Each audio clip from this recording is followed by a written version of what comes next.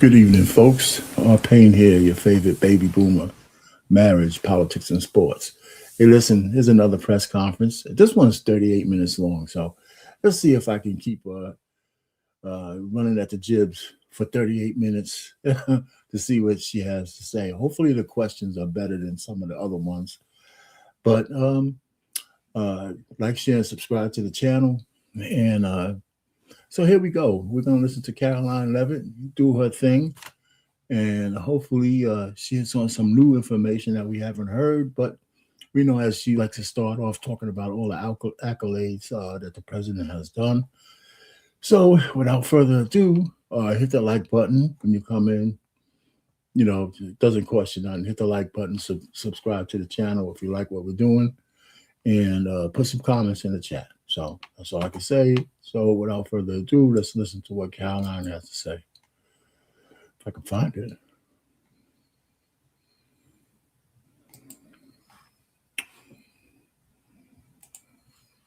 Wow, we have a very packed room here today. Thank you all so much for showing up and for joining. I apologize for the delay. The president and I were watching the press conference about the search for Savannah Guthrie's mother, which is just a heartbreaking situation. The president, as you all know, spoke directly with Savannah yesterday and told her that the federal government is here to help. Any requests that are made by state and local officials in the search of Miss Guthrie will absolutely be accommodated. I spoke with the FBI directly about that today as well. And our hearts and our prayers are with Savannah and her entire family as they search for her dear mother.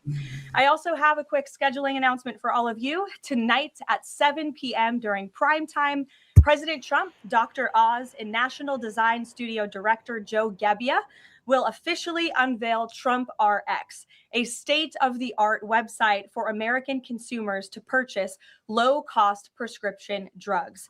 This historic announcement will save millions of Americans their hard-earned money. So make sure to tune in tonight, and we will see all of you in the news media there. President Trump promised to restore law and order to the United States of America, and newly released data proves he is delivering overwhelmingly on this promise. A study from the Council on Criminal Justice shows that the murder rate across America's largest cities plummeted in 2025 to its lowest level since at least 1900. Again, let me repeat, to put this in perspective, this marks the largest single year drop in murders in recorded history.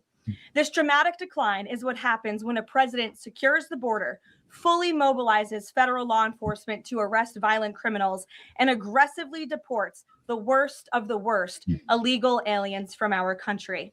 The numbers don't lie. Under President Trump in 2025, the FBI increased violent crime arrests by 100% compared to the prior year. The FBI also conducted more than 67,000 arrests from Inauguration Day 2025 to January 20th, 2026, which is 197% more arrests than the same period previously. The FBI also disrupted 1,800 gangs and criminal enterprises, a 210% increase from the year prior. The FBI has arrested 1,700 child predators and more than 300 human traffickers across the country. Hey, isn't it about time that people give Kash Patel his accolades? When's the last time we heard any good news about the FBI and the fact that they're actually doing what the FBI is supposed to do? It's been a while, and you can't get anything out of the mainstream media. For some reason, they don't like this guy, but it just seems like there's a lot of receipts.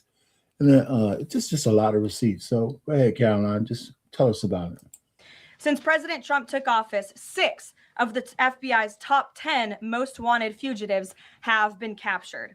Right here in our nation's capital, where you all live, so you know it well, whether you choose to report it or not, the president's efforts to make D.C. safe and beautiful have worked. As of last week, D.C. homicides were down 62%. Motor vehicle theft down 53%. And 2025 had the fewest violent gun crimes of any year of available data in our nation's capital. For more proof that these tough on crime efforts are working, look at the president's Make Memphis Safe Again campaign. As of last week, there have been nearly 5,600 arrests made, and aggravated assaults are down 53%. Sexual assaults are down 53%, and robberies are down 70%. Again, that's just in the city of Memphis.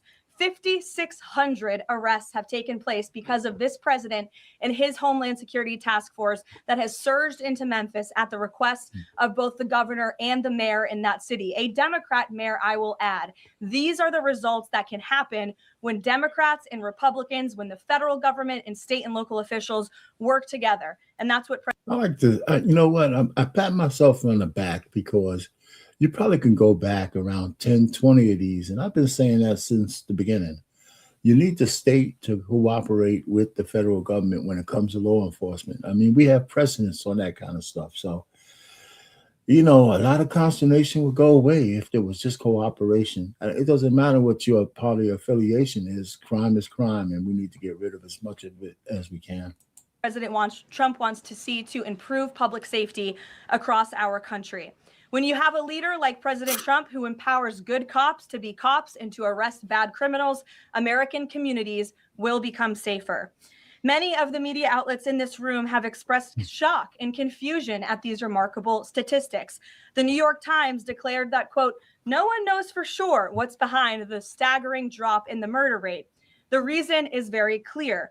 It is President Trump's leadership and his unwavering commitment to law and order. The drop in crime is more proof that all that is required to improve public safety on our streets is a leader with the will to do what is necessary to protect law-abiding American citizens. The terror and chaos that was unleashed under Democrat rule is a choice. It's a choice to put violent criminals ahead of innocent Americans, a choice to force us all to live in fear because of soft on crime, liberal politicians, prosecutors, and judges who lack the basic willingness to do their jobs and put dangerous people behind bars. Well, listen, somehow you Republicans, you guys got to somehow be able to propagate that message so the most ignorant of Americans can understand that if you go back to the liberal communist side of the ledger, all that shit that will come rushing back in, crime, you know, men and women's sports, you know, gender affirming mutilation, the whole thing, right? So somehow that message needs to capture independence, and it has to be a strong enough message to overcome the Antifa bullshit, whatever organizations that are in the street protesting ICE, because that's pretty much bad press. You know what I'm saying? So this needs to be more and more good press with real successes, so it can offset all the negative stuff and the cabal that the Democrats have put up against you guys. Because the polls, you know, the voting is at the local level is where the Republicans are very, very weak right now. On November 5th, 2024, the American people made a resounding choice that they've had enough of that, and that's precisely why they reelected President Trump. So even as Democrats and the liberal media are engaged in hysteria about this administration arresting and deporting violent, criminal, illegal aliens, the undeniable truth is that deporting these individuals is one of the primary reasons why America's streets are safer today than they were 1 year ago when President Trump assumed office. Former President Biden and the Democrats left our borders wide open, and President Trump and the brave men and women of ICE are removing these dangerous criminals. So here are just a few recent examples. Number one, a Venezuelan national and active Tren de Aragua gang member with a rap sheet including homicide, assault, child cruelty, domestic violence, and property damage. This is an individual I can assure you not a single one of you in this room would want in your neighborhood, whether you admit it or not. He entered the U.S. in 2022, and he was released into our country by the Biden administration. He is no longer here, thanks to President Trump. An El Salvadorian national and known MS-13 associate, previously convicted of homicide, conspiracy to commit homicide, and kidnapping, arrested for arson, battery, armed carjacking, and assault. He entered illegally in 2016, was released by the Obama administration, and ICE just arrested him on January 8th, 2026. This example shows you how many criminal illegal aliens have been roaming American streets freely, because of a lack of attention to this matter from the previous administration, and President Trump is cleaning up their mess. A Cuban national and blood gangs member convicted of multiple homicides and robbery. ICE arrested him on October 27th and removed him on January 6th, 2026. Arresting and deporting these types of illegal criminals is precisely what the American people voted for. And despite desperate recent attempts by Democrats and those in the media to undermine the president's deportation agenda, these efforts are failing. Brand new Harvard-Harris polling shows overwhelming support for President Trump's efforts to protect law-abiding citizens from criminal illegal aliens. Nearly 8 in 10 Americans say criminal illegal aliens should be deported. A solid majority also support deporting all illegal aliens, regardless of additional crimes. And more than... See, there you go. Therein lies the rub. Not the rub. I should say it this way. Yeah, you got to get the worst of the worst out, but you still need to put the message out that if you're caught out of compliance with our laws, immigration laws, no matter what you've done, there's no statute of limitations, nothing. You're subject to deportation. You know, so you could even be a great person, heartstrings, children, all that kind of shit. But if your paperwork is not right, you can get deported. It's as simple as that. 2 in 3 Americans back the Trump administration's common sense requirement that state and local officials cooperate with federal authorities and work to hand over criminal illegal aliens in local jails for swift deportation. Finally, to prevent another invasion of millions of illegal aliens from happening again, President Trump and Secretary Noem delivered the most secure border in American history.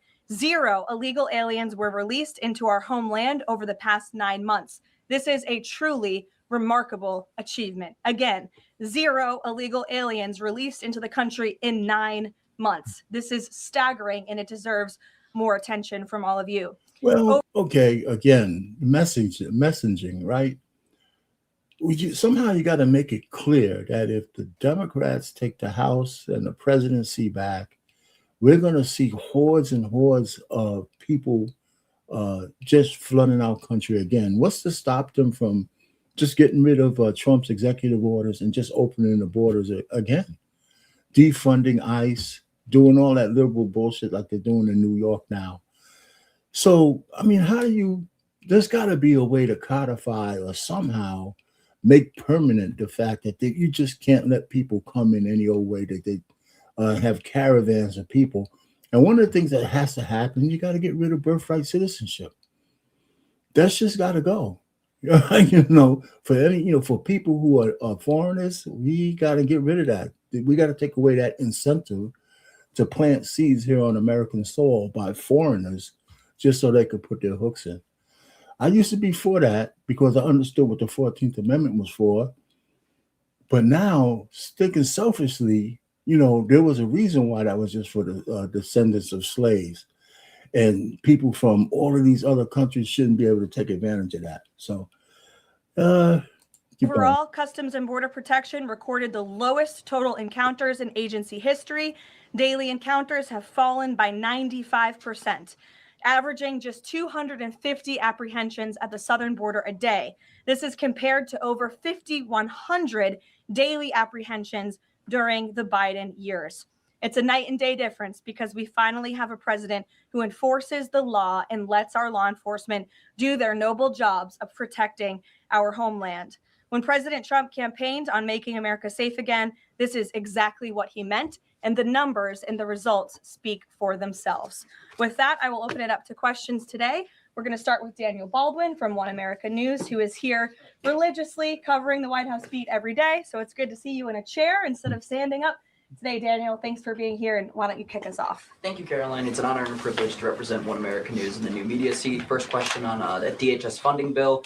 Funding runs out in the better part of 8 days or so. Democrats, at least verbally, are very dug in. What does the White House believe their end goal is when it comes to this funding fight, when it comes to immigration policy at large? What is their end goal when they're dug in a position like this at this point in time? Well, the president has 2 end goals. One is to obviously keep the government funded and open, and that includes the Department of Homeland Security, which does not just touch upon ICE and Border Patrol, but also FEMA, the United States Coast Guard, the United States Secret Service. These are brave public servants who work to protect our homeland. The president wants these individuals to get paid. Secondly, when it comes to any discussions about immigration policy, the president is never going to waver in his commitment to allow immigration enforcement efforts in this country and to support ICE and Border Patrol and the deportation of illegal alien criminals. I know. Well, you know what? Why is it that the Democrats, no matter what, on the local level, state level, or now immigration and federal level, all they could talk about is defunding the police? You know, how are you going to have a country if there's no money to pay for protecting the borders and getting out illegal aliens? That's kind of like on a local level, right? Where in Minnesota, they wanted to defund the police. Almost every big city is like 1,000, 2,000, 3,000 cops short of actually keeping places safe. You know, Los Angeles, Chicago, New York is like 3,000 in a hole, you know, that kind of stuff. So now if you take away ICE, then who's going to make sure that not only the worst of the worst, but people overstaying visas and all that other kind of shit don't get kicked out of the country? Who's going to do that? You know, so the Democrats, not only are they socialists now, they don't want any kind of enforcement of the laws. I mean, it just doesn't make any sense to me. Senator Schumer and Leader Jeffries sent over a very long list of demands, some of which the administration is willing to discuss. Others don't seem like they are grounded in any common sense, and they are non-starters for this administration. But we're not going to negotiate policy from the podium. I'm going to allow the president to do that, and any final decisions that are made will be made ultimately by him. But rest assured, he is never going to allow law enforcement in the jobs that they do, the important jobs that they do, to be undermined. And secondly, Caroline, the Department of Homeland Security put out a tweet a better part of an hour ago alleging that an illegal alien was involved in a major car wreck in Indiana, killing 4 people. And they allege that the suspect in question came in under the CBP-1 app under the Biden administration and received a commercial driver's license from the state of Pennsylvania. What is the White House's reaction to a situation like this? And what is the White House doing to crack down on cases like this where illegal aliens are obtaining commercial driver's licenses? Yes, this is another abhorrent example of the border crisis over the past 4 years. And it again exemplifies why the administration must continue and will always continue to fully back and support ICE and Border Patrol and law enforcement in their removal of illegal alien criminals from our country. For those who don't know, and all of you should report on it, 4 Americans were tragically killed and lost their lives this week yet again from an illegal alien, an individual who was paroled into the country by the Biden administration using the CBP-1 app, which they created like it was a magic pass for Disneyland. That's not how immigration in this country should work. And this illegal alien from Kyrgyzstan was traveling on an Indiana highway, and he failed to brake for a slowed semi-truck in front of him. He swerved into the lane and he crashed into a van carrying 15 passengers, and 4 people were killed in that crash. This is another tragedy that could have been prevented if not for the wide open borders from the previous administration. That's why we now have a secure border. That's why this administration will continue to deport illegal aliens from our country. Thank you for being here. Garrett. John, thank you for your comments and your prayers for the Guthrie family. I have 2 questions related to the president's interview with NBC yesterday. Sure. At one point in the interview, the president said that he believes states are accumulating the votes for who wins the election. He says if they, meaning the states, can't do it honestly and can't be done properly and timely, then something else has to happen. What did he mean by that? Is he suggesting that the federal government count votes in elections? What the president is suggesting, and I just spoke to him about this, is that Republicans and Democrats in Congress should pass the Save America Act. This piece of legislation is going to ensure that states are abiding by federal election law by removing non-citizens from their voter rolls. In addition, the Save America Act will require voter ID to vote, and it will require proof of citizenship to register to vote. These are very common sense policies and proposals that 89% of our country agree with. So that's what the president is talking about. Again, I just spoke with him about this, and he's calling on both Republicans and Democrats to send the Save America Act, to pass it into law and to send it to his desk as quickly as possible. You know, so most Americans, Democrat and Republican, agree that you should have some kind of ID to vote. And the Democrats, you know, keep talking about You know, how black people are so dog shit stupid that we don't know how to get an ID. So it's unfair. Like, you know, we're living in the dark ages and, you know, we don't know how, like Kathy Hochul said, you know, black people don't know how to use computers. They don't know what it is. The bigotry of low expectations, that shit pisses me off. You know, anybody who doesn't have an ID should get one. And if you're elderly and old, then, you know, you could just do like a community service to get people the IDs and the proper paperwork they need to vote. So it's a bad old ancient excuse. Everybody should have some kind of ID, period, whether you voting or not. And if you have whole swaths of communities without IDs to vote, the problem, that's a problem, you know, that can be fixed by start telling people that they can't go get an ID. Just get your paperwork in order. Shit, that's all that is. SAVAC doesn't say anything about who counts votes, which has always been a state, a local, a county function.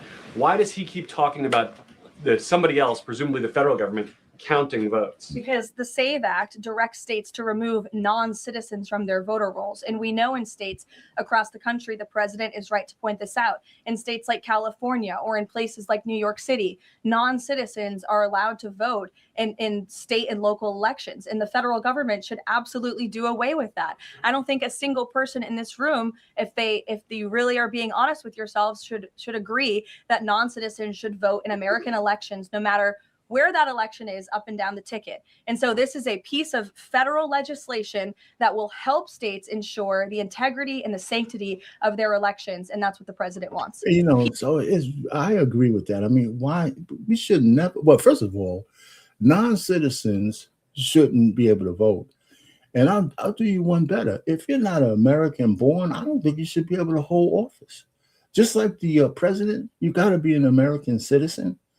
You got to be born in American soil, and you got to be an American citizen to be president. That should go for every goddamn seat in Congress, in the Senate, the Supreme Court, and all those things that govern laws. And I think it should also be in the local level. You got to be a citizen. You know, maybe not necessarily on the local level, okay, but definitely on the federal level, definitely. Thanks, Caroline. President Trump posted about Nancy Guthrie that he is directing all federal law enforcement to be at the families and local law enforcement's complete disposal immediately. What should we expect to see from the federal government in coming days in the search to find Nancy Guthrie? It's a very good question, Peter, and it's why I was on the phone with the FBI earlier this morning to ask that.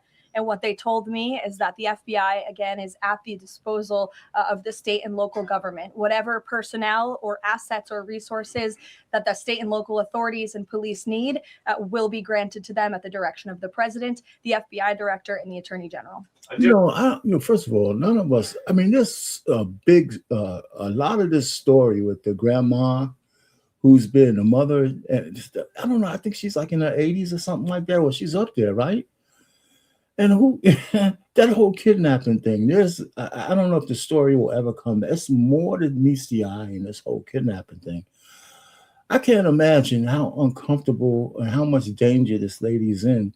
I mean, you know, even if you were a young, spry person being kidnapped, it's got to be a heroin, type of event. And if you're that old, you're into the sunset of your life and somebody, just kidnaps you, somebody in that family has an enemy that's really, really big. And there's a part of this story we just don't know. It just doesn't make any sense. Who does that? Who's got $1 million worth of Bitcoin anyway? As the news that, well, some people do, but my goodness. Different law enforcement issue. The FBI just found 1,000 samples inside an illegal biolab in Las Vegas. It is linked to a different biolab that was previously raided. There are ties to China. What does the president think the CCP might be up to here? I haven't spoken to him about this specific investigation from the FBI, but I'm happy to. And I'm sure he's very glad that this is something the FBI discovered. And we'll make sure anyone who is involved in illegal activity will be held accountable. And just one more about this weekend. At the Mar-a-Lago Super Bowl party, after the first two quarters, are the TVs going to be on the halftime show with Bad Bunny or the halftime show with Kid Rock? I think the president would much prefer a Kid Rock performance over Bad Bunny. I must say that. Jennifer.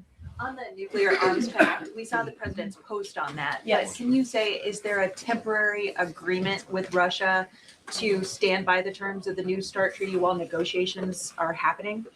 Not to my knowledge. Again, to your point, Jennifer, I just do want to reiterate exactly what the president said.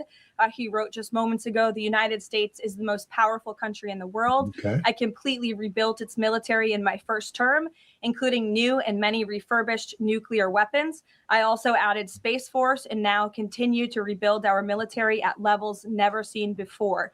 We are even adding battleships, which are 100 times more powerful than the ones that roamed the seas during World War II. The Iowa, Missouri, Alabama, and others. I have stopped nuclear wars from breaking out across the world between Pakistan and India, Iran and Israel, and Russia and Ukraine, rather than extend New START, a badly negotiated deal by the United States, which I will add was renegotiated under former President Barack Obama. Aside from everything else, is being grossly violated. The president wants to have our nuclear experts work on a new, improved, and modernized treaty that can last long into the future. And that's what the United States will continue to discuss with the Russians. Peter. Thank you, Caroline. Sure. Did President Trump himself ever ask Demask Gabbard to head down to Fulton County, Georgia? The president was asked and answered that question just yesterday. I've seen a lot of the media in this room get very caught up with the semantics of why Tulsi Gabbard is there. I will tell you why. And the president agrees with this because election security is essential to national security. And as the director of national intelligence, it is a part of Ms. Gabbard's role to make sure that American elections are free of foreign interference and that American elections are safe and secure. And so the ODNI director is working with the FBI on this effort, and the president wholeheartedly supports both Kash Patel and Tulsi Gabbard in ensuring that American elections are safe, are secure, and are free of foreign intervention. Is there any Michael, indication that Thank there's you, foreign Caroline. influence? Federal law enforcement's involvement in the search Well, for Nancy Guthrie. excuse me one second. It's the media who has said that there's Russian interference in American elections. You guys have been saying that for many, many years. So the people in Fulton Well, County. the people in this room, considering that you all said for many years that Russia interfered in the 2016 election to help Donald Trump, you should all be very happy that we finally have an administration that is looking into that, and we'll be happy to keep you posted. Michael. Thanks, Caroline. With the FBI's involvement in the search for Nancy Guthrie, now has this search expanded nationwide outside of Arizona? And given Pima County's proximity to Mexico, is this now an international search? Well, Michael, that would be a question for state and local authorities as they continue to oversee the investigation at this time. Again, the federal government and the FBI have offered any and all resources, but the state and local authorities are still leading the investigation. So I would direct you to them. I'm certainly not in a position to talk about it. One other question, Caroline. Sure. Friday's talks with Iran, they were originally supposed to take place in Turkey. Hold on for a second. I saw something. Somebody said they wanted an example of election fraud. Somebody voted illegally. I mean, I saw a question. I don't know if it's gone now. I just look it up. There's several examples of some local elections and people are voting illegally or some election fraud going on. The news media just doesn't cover it. I mean, some of that stuff is going on. Is it widespread? No. But, even a little election fraud is a bad thing. So, it happens, but mostly our elections haven't really been bad. But 81 million people for Biden, who might well be the worst president, maybe since Bush too. I don't know, maybe even worse, Jimmy Carter, with 81, million votes, something went wrong in that election, So I wouldn't say he wouldn't have won anyway, because Trump, the pandemic did Trump in, but still, that was a lot of votes. He was never that popular, Joe Biden. They've now been moved to Oman. Can you tell us the reason for that move? Look, the president, diplomacy is always his first option when it comes to dealing with countries all around the world, whether it's our allies or our adversaries. And so Special Envoy Witkoff and Jared Kushner will be traveling to Oman for those talks tomorrow, and we will see what comes of those. Does anybody else get the willies every time they mention Jared Kushner? Man, that guy, oh, man. Anyway. The president is standing by for an update from them. Caroline, Sure, in the pink. Thank you, Caroline. Cuban leader Miguel Diaz-Canel said today that Cuba would be willing to engage in dialogue with the United States only without pressure, without preconditions, on equal footing and with respect for sovereignty. But his government is denying what President Trump said, that they're all already holding talks. How would you respond to that? I think the fact that the Cuban government is on its last leg and its country is about to collapse, they should be wise in their statements directed towards the president of the United States. But as I just reiterated, the president is always willing to engage in diplomacy, and I believe that's something that is taking place, in fact, with the Cuban government. Yeah, thank you, Caroline. So the Office of Personnel Management released a final rule today that makes it easier to fire government employees who are not doing their job, basically. Does the president believe that there are people in his government still that are not following his agenda? That's a good question. I have not asked him about that. I mean, look, it's a very big government, right? There are thousands of people who work for the federal government here in Washington, D.C. This administration has been very much focused on ensuring that we have an efficient and productive workforce for the American taxpayer. There's not a day that goes by where we don't show up and realize we are public servants working on behalf of the American people, and everybody in the federal government best have that mindset, or they won't be welcome to work for this administration. So I think it's a good thing that the Office of Personnel Management put this rule out. I think if people aren't doing their jobs, if they aren't showing up for work, if they're not working hard on behalf of this president, they're not welcome to work for him at all. The New York City mayor is dealing with a $12 billion budget deficit. If he texted President Trump, would the president bail him out? I'll leave that answer to the president himself, Ed. Kristen, go ahead. One more follow-up on Demask Gabbard. You said that the president supports the fact that she was there, but last night when he was asked about it, he said he didn't know why she was there. He didn't say that he directed her. Can you clarify on that? Did she go by herself and he learned later and supports it? Well, did you look at the full entirety of his response? I was in the room for that NBC interview, Kristen, and he just said exactly what I told you, which is that election security is essential to national security. We need to ensure that our elections are free and are fair and are free of foreign interference. And he spoke about how Ms.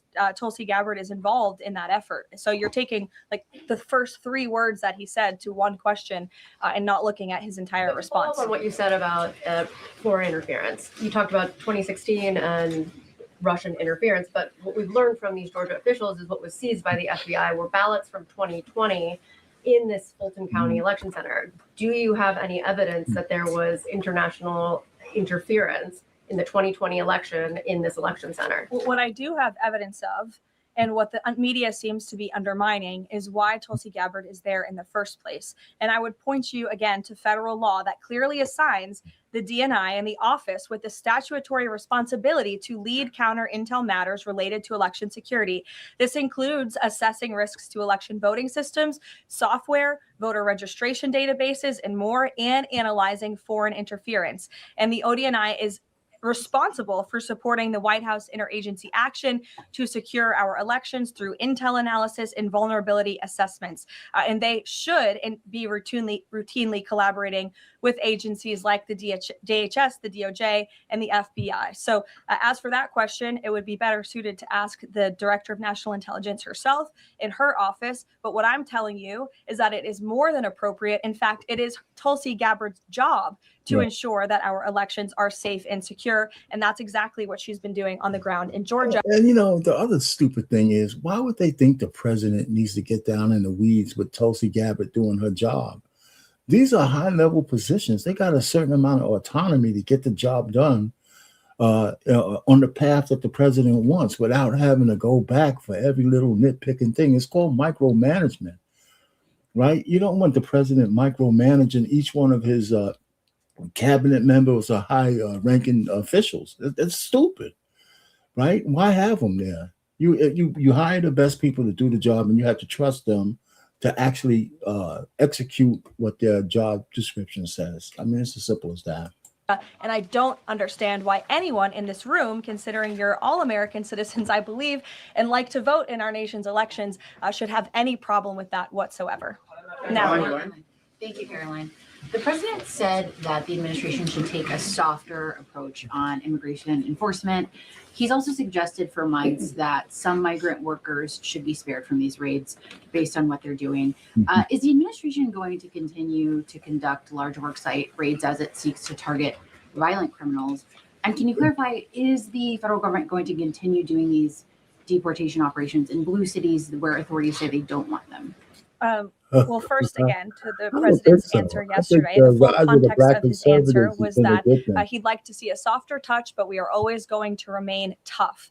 That softer touch the president is referring to is that cooperation that is necessary between state and local authorities and federal government authorities to ensure that we can continue deporting illegal aliens from our communities without tons of agents having to go after one illegal alien. If the states and the local governments just turn over their illegal aliens to ICE at jails, as they should be doing, it requires one agent to deport that one illegal alien who can then go on their way to their home country in a peaceful manner. The escalation that we've seen take place in Minnesota is a direct result of the refusal of state and local officials to cooperate with the federal government and with ICE, which has led to these hostile and dangerous environments.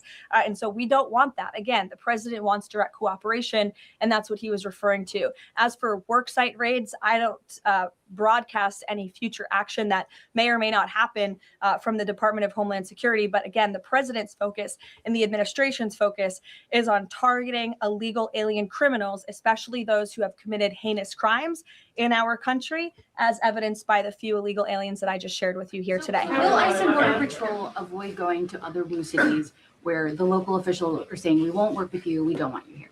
Well, first of all, those local officials should be wanting to work with ICE. Why would any official, whether you're a Democrat or a Republican, want murderers and predators in your city? It makes zero sense. It's an untenable position.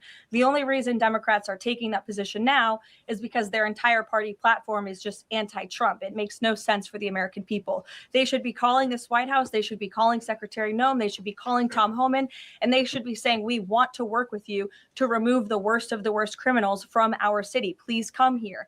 So yes, ICE is going to continue to do their job in cities and communities across the country, but it certainly makes it much easier when we have that level of cooperation and corroboration at the state and local level. In places like Florida, where there has been the arrest of thousands, tens of thousands of illegal alien criminals. None of you talk about that, or none of you hear about that, because these operations are going seamlessly and peacefully. Why? Because there is an intimate cooperation between the state government and the federal government. And that's what the president wants to see in all 50 states. Again, we got to make it clear that over the 4 years that Biden let the people from these countries flood American land is because the Democrats are looking for a new voter base. You flood the land with people, you put them on welfare, you give them free housing, you invade the poorest neighborhoods, you undercut wages, and you give these people the things they need. And so when it comes time to vote, that's why some of the illegals are voting. They expect them to vote Democrat. It's the same thing when you hand out all this money and low expectations, and as blacks you can't get along with if the Democrats ain't helping you, right, by giving you shit.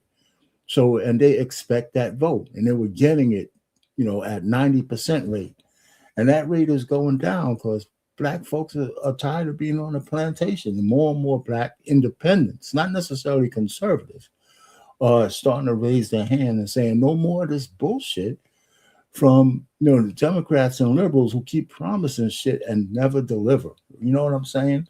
So they want a new voter base, and that's why they're fighting so hard to keep ICE and the president from deporting these people, because that's their voter base. And they invested a lot of money over the last 4 years, the Biden administration, and they want a return on that investment. And so that's why the consternation is there, and they won't cooperate, leaning on the 10th Amendment. And the whites, yes. Hi, thank you, Karoline. Over the weekend, President Trump said that he was giving a serious look at endorsing in the Texas Republican Senate primary. We know that Minnesota and Georgia also have competitive, crowded primaries. Is he giving those races a serious look as well? Well, I'm not allowed to speak from the podium on any future political endorsements the president may or may not make, but I know that he is watching all of these races across the country quite carefully. I won't get ahead of him on any potential endorsements. John. Thanks a lot, Caroline. Two questions for you about the continuing resolution that the president signed for the Department of Homeland Security. What would be the repercussions for all of the agencies under DHS if no agreement is reached on funding when that deadline approaches next Friday? Well, there will be grave repercussions for all of those agencies, but more importantly, frankly, for the American people who those agencies serve. And that's exactly what the president and the White House want to avoid.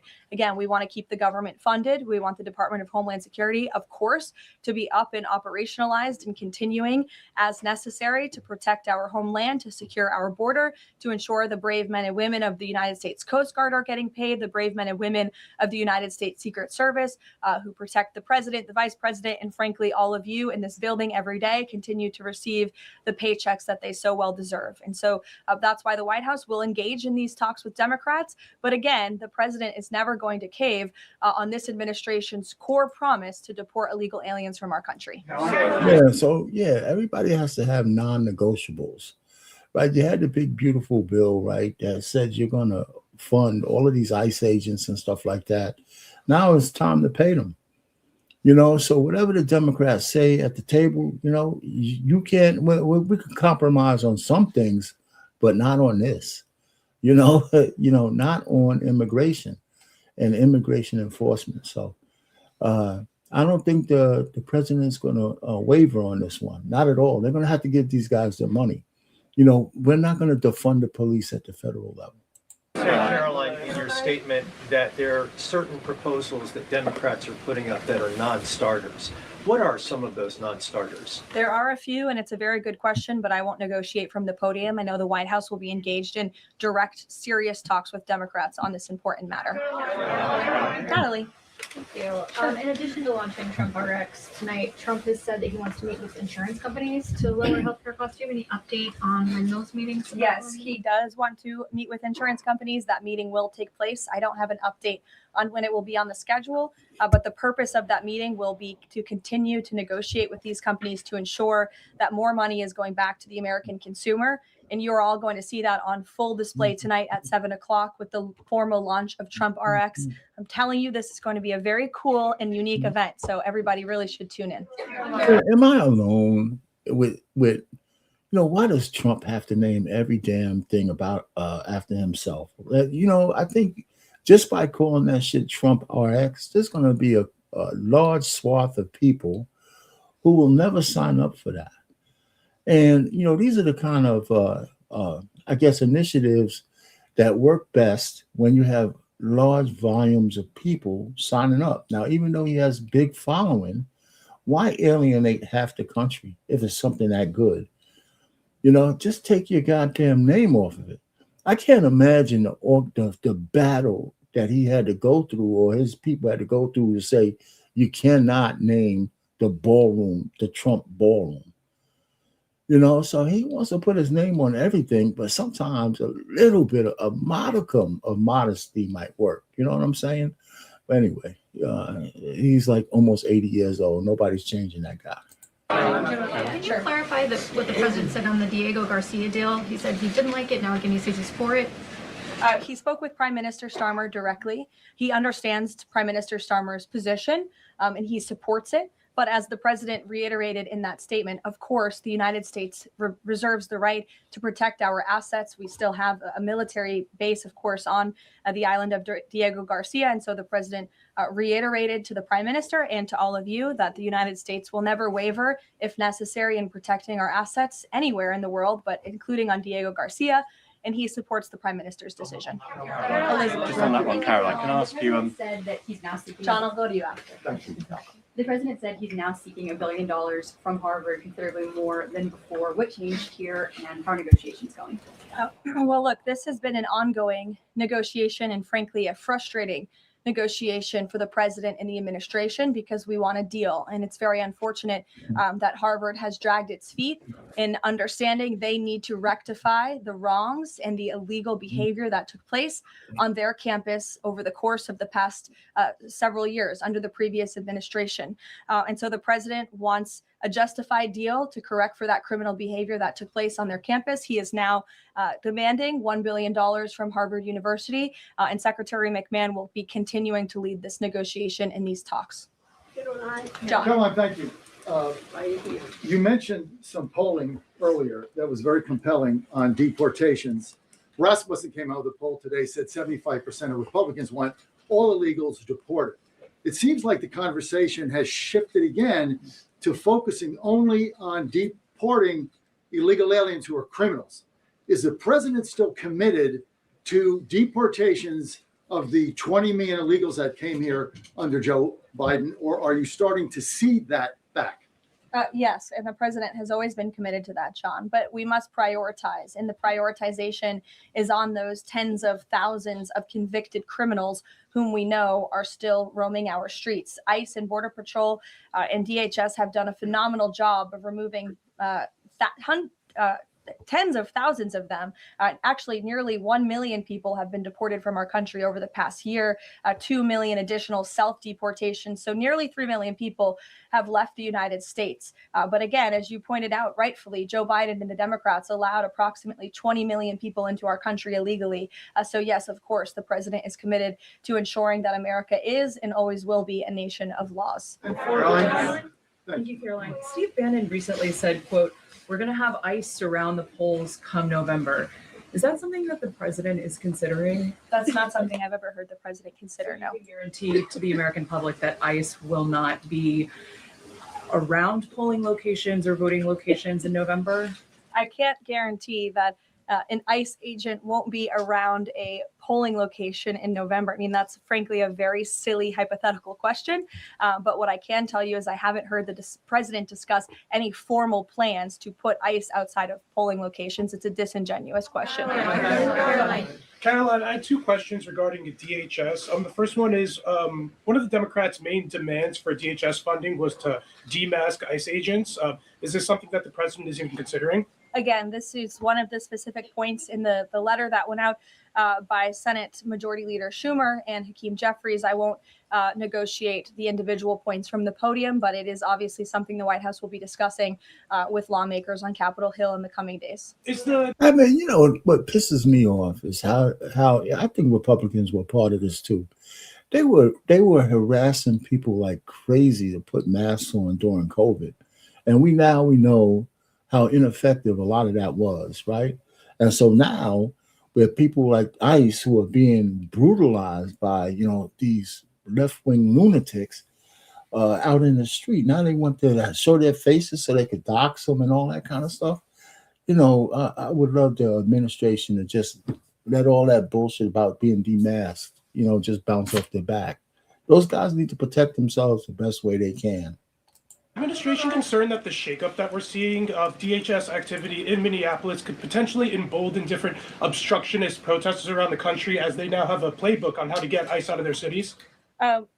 No, because what you saw yesterday with the drawdown of 700 agents only occurred because the condition that the president of the United States set for local states, local counties to turn over illegal aliens to ICE has been met. The vast majority of counties, nearly every single county now in Minnesota has made an agreement to notify ICE when they are releasing an illegal criminal from their jail. This is a huge win for the administration. Again, it's a condition the president set out and has been met thanks to the tireless efforts of Mr. Homan. And as for the left-wing agitators who have been illegally obstructing ICE's immigration efforts, we are not letting that behavior go unnoticed or unpunished. In fact, just today, the Department of Homeland Security arrested this individual.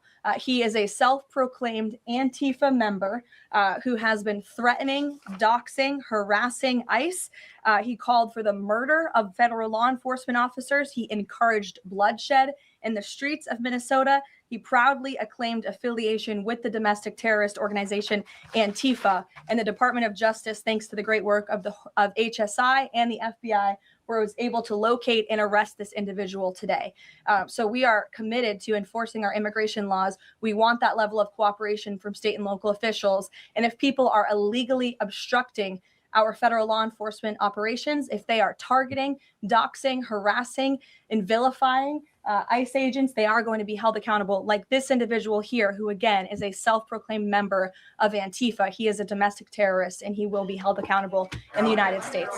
Caroline, just to follow up on Garrett's earlier question, I mean, you talked a lot about the SAVE Act. I know you spoke with the president about it before you came out here. The president has gone beyond that, though. He's talking about Republicans taking over elections, states are agents of the federal government. So just to be clear, is the president only calling on Congress to pass the SAVE Act, or does he want Republicans to go further than that before the midterm elections? The president is calling on Republicans, again, and Democrats to pass the SAVE Act. I will reiterate, requirement for voter ID to vote. That should be something that no American should oppose. In fact, we know that the vast majority of Americans support it. Requiring proof of citizenship to register to vote, which is not hard to do. We should be able to do that in this country. If you want to register to vote in the United States of America, you have to be a citizen in the United States of America. And this piece of federal legislation will direct states to remove non-citizens from the voter rolls. I just had a conversation with the president about it. Thank you, Caroline. I have two questions. Tariffs on South Korea. As you know, President Trump recently mentioned tariffs, increasing tariffs on South Korea. When will the 25% tariffs increasing on South Korea begin? Secondly, what impact will this have on national security? Sure. I don't have a timeline for you on that, but I will make sure that our trade team here at the White House gets you an answer swiftly and promptly. John. Thank you so much, Caroline. Yesterday, President Trump, in the NBC interview, said that it bothers me that somebody is going after Bill Clinton. That somebody is the House Oversight Chairman, James Comer, a Republican. Why is the president bothered that they're investigating Bill Clinton and his Epstein ties? Look, I think that the president has respect for the former president of the United States, Bill Clinton. He said yesterday himself, they've shared a good relationship, and that's what he was reiterating in that NBC interview. Hey, folks, hit the like button. I know some of you guys, whether you like it or not, just hit the like button, hit the down button if you want to, but just hit the like button. It costs you nothing, and it helps the channel. Go ahead, Caroline. Can you tell us a little bit about the agenda for tomorrow's talks with the Iranians? What will be the focus of the discussions? Diplomacy moving forward. The president has obviously been quite clear in his demands of the Iranian regime. Zero nuclear capability is something he's been very explicit about, and he wants to see if a deal can be struck. And while these negotiations are taking place, I would remind the Iranian regime that the president has many options at his disposal, aside from diplomacy, as the commander-in-chief of the most powerful military in the history of the world. Take it on Washington Examiner. Go ahead. Lynchburg County, Virginia is the third local law enforcement is defying the blue government's demand that they no longer cooperate with ICE. There's a lot of red counties that are thumbing their nose at the blue government, blue states leadership, telling them not to cooperate with ICE. Will this administration support those counties in any way? Support them either through legal help or? Absolutely. And if there is a county in this country, whether it's red or blue, that seeks to cooperate with the federal government to remove violent, illegal criminal aliens from their communities, this administration is here to help. You've heard the calls from the president himself on asking Democrats and Republicans across the country to call on the Trump administration to work with them, not against them, in the matter of public safety and securing our homeland. Thank you all very much. You'll hear directly from the president tonight at 7:00, and I hope everybody has a good weekend. Happy Super Bowl weekend. The president has wisely chosen not to make a prediction in Sunday night's game, but as a native girl from New Hampshire, go Patriots. Thank you, guys. All right. Well, there you go. There you have it. Another great press conference.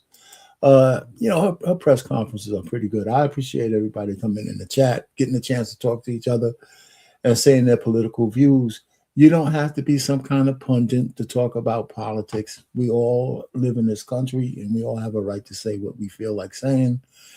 I happen to like what Karoline has to say, you know, whether you're with her or not. I mean, some things are common sense, especially on the common sense things with immigration. You know, if the local and state and federal guys work together, you know, it shouldn't be any issue getting rid of the worst of the worst and start to get rid of the people who might not be criminals from the standpoint of violent crime.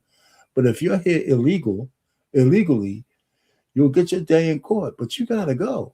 You just got to go, you know, because illegal immigration costs us a lot of money as Americans.